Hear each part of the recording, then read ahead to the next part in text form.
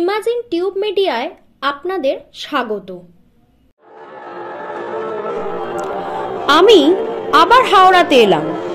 কেন নিশ্চয়ই বুঝতে পারছে সবাই। গেল সোমবার পুরো ভারতের বিভিন্ন জায়গায় রাম নাম সবার উপরে আলোচিত হয়ে উঠেছিল।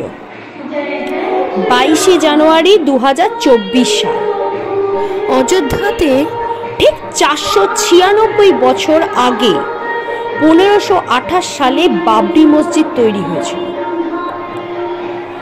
1992 সালে তা ধ্বংস হয়ে যায়।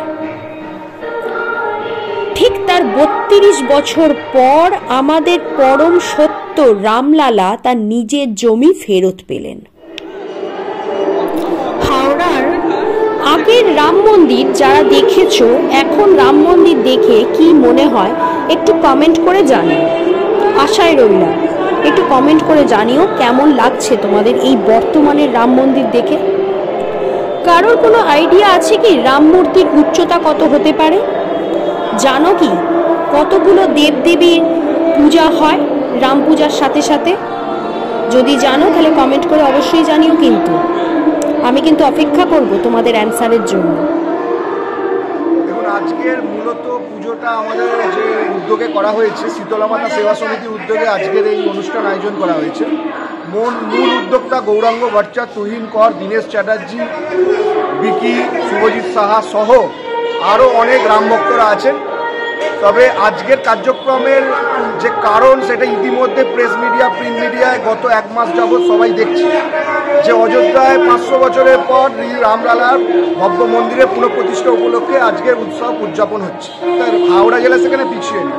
হাওড়ার ঐতিহ্যবাহী 350 বছরের পুজো রামরাজাতলায় আমরা আজকের পূজা অর্চনা অনুষ্ঠান এবং তার সঙ্গে সঙ্গে মহাযজ্ঞ ভোগ প্রসাদের আয়োজন করেছি।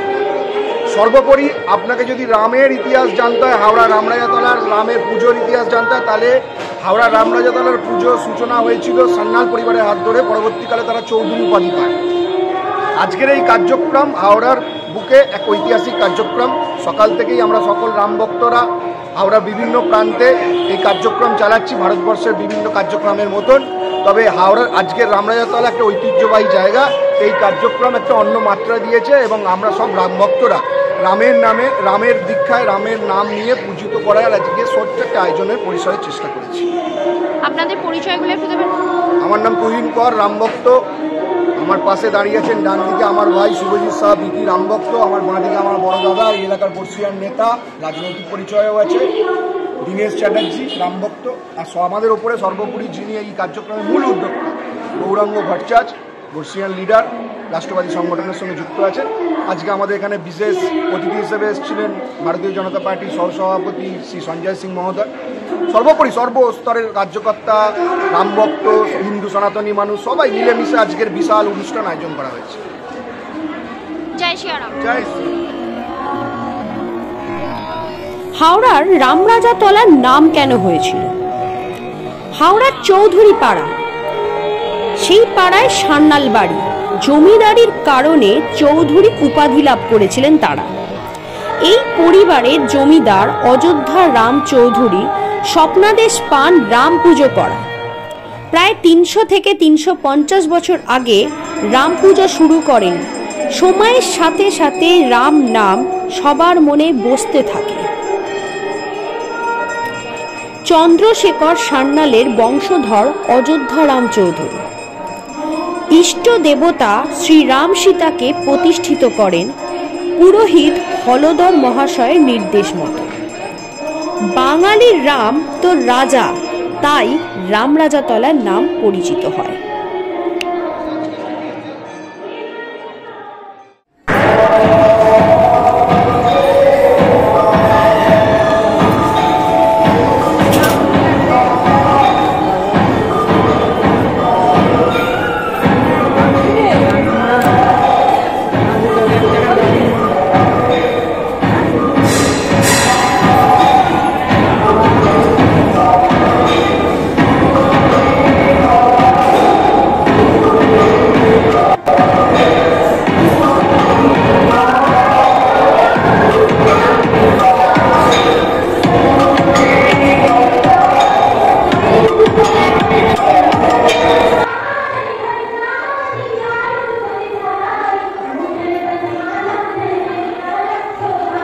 তবে হাওড়ার এই এলাকায় সরস্বতী পূজা খুব নামডাক ছিল।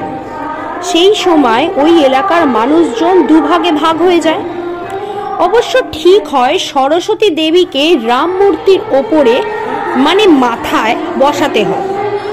রামনবমীতে রাম পুজো শুরু হয়, শ্রাবণ মাসে শেষ রবিবার বিসর্জন হয়। সেই কটা দিন সরস্বতী দেবীকে রাম কাঠামোর ওপরে বসানো হয়ে থাকে। ও আরও একটা কথা তোমাদের জানিয়ে রাখি, সরস্বতী পূজার দিন থেকেই রাম মূর্তি তৈরির কাজ শুরু হয়।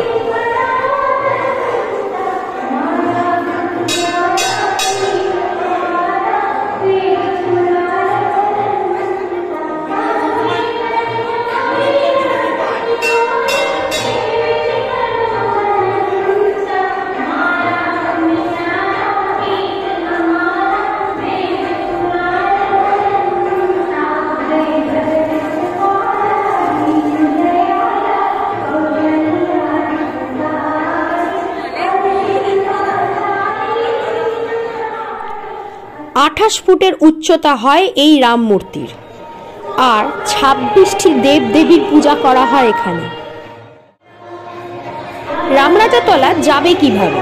হাওড়া থেকে দক্ষিণ পূর্ব যাওয়া যে কোনো ট্রেনে রামরাজাতলা স্টেশনে নেমে হাঁটা পথে কিংবা টোটো করে রামতলাতে আসতে পারেন। যাদের হাওড়াতেই বাড়ি তাদেরকে আশা করি বলতে হবে না রামরাজাতলা আসবেন কিভাবে। 52 রুটের বাস চলে, এছাড়া টোটো আছে। তবে আর একটা কথা বলি, সাবস্ক্রাইব করে দিও, শেয়ার করে দিও, লাইক করে দিও। একটা স্পেশাল থ্যাঙ্কসের অপশানও এসছে, তোমরা যদি চাও সেই স্পেশাল থ্যাঙ্কসও তোমরা দিতে পারো। জয় শিয়ারাম।